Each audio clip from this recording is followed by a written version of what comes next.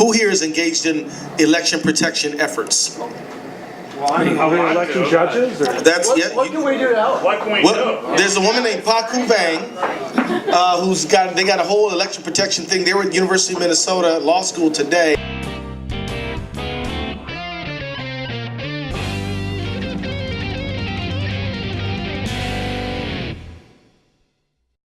But I will say to you that there are some things that are in our political landscape, on our political landscape, that I actually do find disturbing. And while some of those things may well be found on the Democratic or liberal side, many of them are on the more conservative end. And one of those things is voter suppression. Earlier today, I was at there was an announcement for a press conference of a group that wants to file a lawsuit because Mike Freeman, as a chief law enforcement officer in Hennepin County, has said that according to Minnesota statutes, electioneering is not proper in the voting area within near the ballot boxes, and that within 100 feet, and that wearing Tea Party insignia and badges that say, with a big eye on it, that say voter integrity and you better not do voter fraud. These posters that have people handcuffed.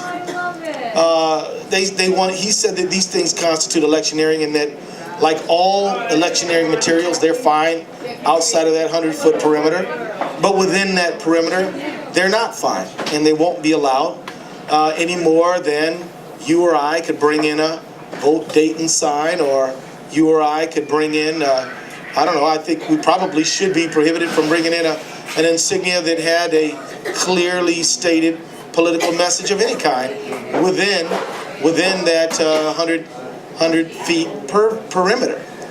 And so they called this press conference. I figured it was in the Capitol, the People's House, so I would be as free as anyone to show up. And so I showed up, and after they acted like they were just the most hard done by victims there ever were. And they just were victims, and the government was suppressing them, and the government was intimidating them, and all they were doing is just expressing themselves. They were engaged in voter intimidation and voter suppression. Then they left the microphone, and they left the podium, and they abandoned it, and which meant that I could go up there, so I did. So I walked right up there, and I began to offer my views, which are that in a society, in an America, where the best voter turnout in the whole country is about 78%, our state, by the way, we should give ourselves a hand. We still are missing out at about 23% of the eligible voters, and we're the best going. And so, shouldn't we be trying to excite people about getting involved? Shouldn't we be trying to get people involved?